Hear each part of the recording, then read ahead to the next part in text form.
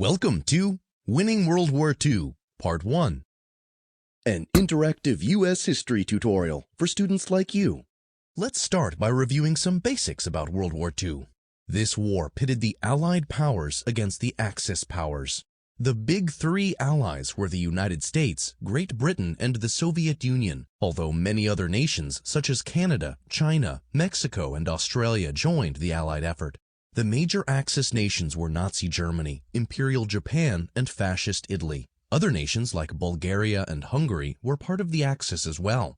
Although its causes are numerous, the start of World War II is usually considered to be Germany's invasion of its neighbor Poland in 1939, an event which caused Poland's allies, including Britain and France, to declare war on Germany. World War II ended in 1945 when the remaining Axis powers, first Germany and then Japan, surrendered to the Allies.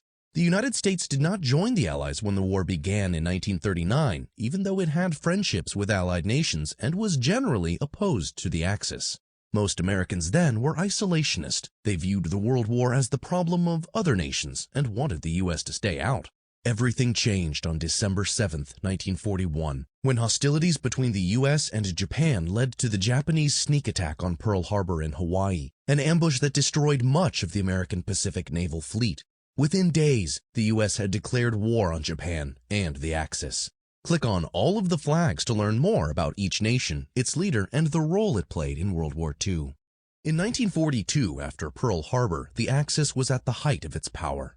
No one could predict how the war would end, but now the United States was fully committed to the victory of the Allies. President Roosevelt liked and trusted Winston Churchill, and the two leaders were eager to collaborate. FDR telegraphed the British Prime Minister that, "Today all of us are in the same boat, and it is a ship which will not and cannot be sunk." Roosevelt and his advisors agreed with Churchill and Stalin that defeating Germany should be the Allies' top priority. This meant delaying a full-on assault against the Japanese for several years, even though it was Japan's attack that had provoked America into war. The British desperately needed all the food and supplies that the U.S. could send to stay in the fight, but in 1942, German submarines, called U-boats, sank Allied ships in the Atlantic faster than new ones could be built. Almost 5,000 ships were sunk, and about 40,000 Allied lives were lost in what became known as the Battle of the Atlantic. The Allies turned the tide by using radar to spot enemy subs and by organizing ships in huge groups called convoys and protecting them with destroyer ships or fighter planes. This turned the tables on the U-boats, which now suffered a casualty rate of 75%. Hitler withdrew Germany's subs from the North Atlantic, and by 1943, Allied ships were able to cross the ocean freely. The first major campaign the Allies launched began in November 1942. It was an invasion of Nazi-controlled North Africa called Operation Torch. The operation landed more than 100,000 soldiers in Morocco and Algeria in an effort to establish an Allied base of operations on the Mediterranean Sea. The plan was a success. After months of tough fighting, the Axis was pushed out of Africa and the Allies were one step closer to Europe. In January 1943, President Roosevelt traveled to the Moroccan city of Casablanca, now under Allied control, to meet with Winston Churchill in person.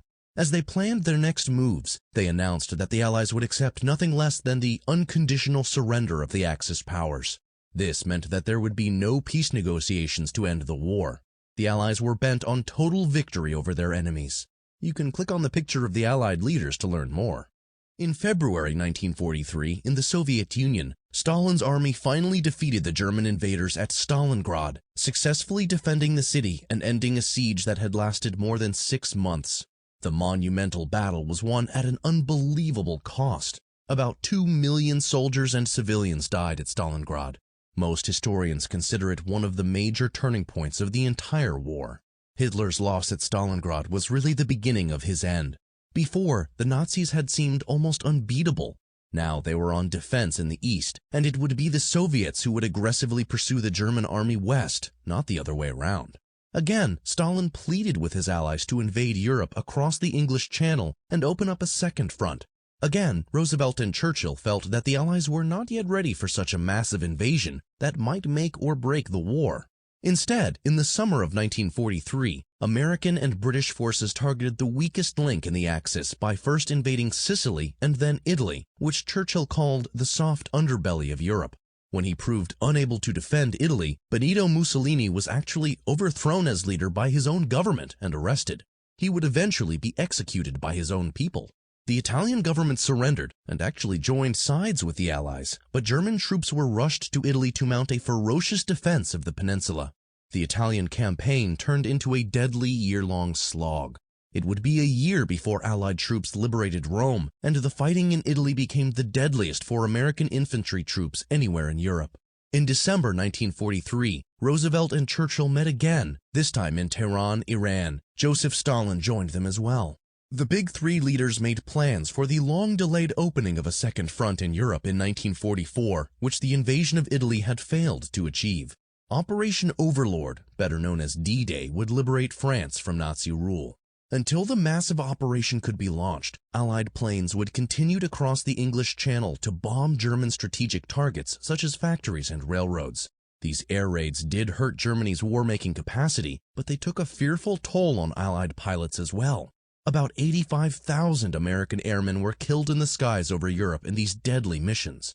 By 1944, France had been under Nazi control for 4 years. The Germans had heavily fortified the entire coastline with defenses and obstacles they called their Atlantic Wall. The strange-looking objects on the beach you see here were called hedgehogs. They were 6-foot-high obstacles topped with mines, designed to destroy any landing craft or tanks that came ashore. On the beach behind them lay minefields, barbed wire, and bunkers that housed gunners and artillery. Any attempt at an invasion was a risky mission with no guarantee of success. American soldiers stationed in England would be the backbone of Operation Overlord, fighting alongside Allied troops from Britain, Canada, Poland, and France. American General Dwight D. Eisenhower was made supreme commander of Allied troops in Europe and was in charge of the D-Day operation. The invasion site was chosen: Normandy in northern France, about 300 miles across the English Channel. 4,000 ships and 11,000 planes stood ready to transport nearly 3 million soldiers, Marines, airmen, and sailors. It was and remains the largest military operation in world history. Stormy weather threatened to delay the invasion, but in the end, Eisenhower rolled the dice and ordered the mission to proceed. Those participating in D-Day received this message from the general: "Soldiers, sailors, and airmen of the Allied Expeditionary Forces, you are about to embark upon the great crusade toward which we have striven these many months. The eyes of the world are upon you. The hopes and prayers of liberty-loving people everywhere march with you. In company with our brave allies and brothers in arms on other fronts, you will bring about the destruction of the German war machine, the elimination of Nazi tyranny over oppressed peoples of Europe, and security for ourselves in a free world. Your task will not be an easy one. Your enemy is well-trained, well-equipped, and battle-hardened. He will fight savagely. I have full confidence in your courage, devotion to duty, and skill in battle. We will accept nothing less than full victory. Good luck, and let us all beseech the blessing of Almighty God upon this great and noble undertaking." In June 6, 1944, D-Day, Operation Overlord was launched. It was a day that would change history. The German defense of Normandy was as fierce as predicted. Allied forces struggled to land on the beaches and tried to secure a foothold under withering attacks. About 2,500 Americans lost their lives on D-Day alone. But by the end of June 6th, the Allies were ashore and controlled 80 square miles of French coast. The success of the mission was the beginning of the liberation of France and eventually all of Europe. The Germans would surrender in less than a year. Focusing on Europe and planning for D-Day meant that defeating the Japanese was not the Allies' top priority in 1942 and 1943. After targeting the American Navy at Pearl Harbor, the Japanese military continued to conquer territories in the southern Pacific at a frightening pace: Burma, Singapore, the Dutch East Indies. The day after Pearl Harbor, Japan invaded the Philippines. When World War II began, the Philippine Islands were an American possession and had been since 1898, but the Philippines fell to Japan as well in 1942. American General Douglas MacArthur, who was in charge of the Philippines, evacuated before the Japanese took over, but 75,000 Americans and Filipinos taken prisoners of war weren't so lucky. They were marched 65 miles to a concentration camp on the infamous Bataan Death March, where thousands died. By summer of 1942, the Japanese were poised to extend their empire as far south as Australia and New Zealand. But even though Pearl Harbor had left the U.S. weakened, Americans were able to respond in several significant ways to turn back the Japanese tide in the Pacific. In May 1942, Navy Admiral Nimitz sailed an American fleet from Hawaii to the Coral Sea north of Australia to confront a Japanese armada there. The Battle of the Coral Sea was the first true air-sea battle in history, in which planes launched from aircraft carriers played a major role. At the end, the Japanese invasion force was turned back. A much more decisive victory came 1 month later in June when Admiral Nimitz received intelligence from American codebreakers that the Japanese Navy was assembling an invasion force near Midway Island, close to Hawaii. Japan was planning to finish the job it had started at Pearl Harbor by sinking the U.S.'s remaining aircraft carriers. Instead, the Americans surprised the Japanese, sinking 4 of Japan's 6 carriers and several other ships. The U.S. victory at the Battle of Midway was almost a Pearl Harbor in reverse. Japan's navy was so weakened from its defeat that it would be at a disadvantage for the rest of the war. Another attack on Japan earlier in the year allowed Americans to feel some degree of revenge for Pearl Harbor. In April 1942, Lieutenant Colonel James Doolittle led a squadron of bombers to attack Tokyo itself. The daring raid did only minor damage to the Japanese capital, but it strongly boosted America's morale during a crucial time in the war. After its defeat at the Battle of Midway, Japan was forced to play a more defensive and less aggressive role in the Pacific. Americans and their allies began the years-long process of island hopping, attacking and retaking Japanese-held territory in the Pacific, one island at a time. With each victory, the Allies would get closer and closer to launching an eventual assault on the Japanese islands. Island hopping began in 1942 when Marines landed on Guadalcanal in the South Pacific, battling savagely for months with the Japanese who controlled the island and preventing them from building an airfield. In 1943, the Allies launched successful campaigns to retake New Guinea, the Solomon Islands, and the Marshall Islands. Americans were stunned by the refusal of Japanese soldiers to surrender even when their situation was hopeless. To defend Tarawa, one small coral island less than 3 square miles in size, 4,500 Japanese fought for 3 days. Only 17 survived when they were taken prisoner, and 1,000 Marines died and another 2,000 were wounded to take the tiny island. If the Japanese were willing to sustain such losses and inflict such casualties to defend a tiny rock in the middle of the ocean, what would be the cost of a full-scale invasion of Japan when the time came? In 1944, the Battle of Leyte Gulf, the biggest naval conflict in world history, crushed what remained of Japan's navy, clearing the way for the Allies to successfully retake the Philippine Islands. Americans then captured 2 islands even closer to Japan, Iwo Jima and Okinawa.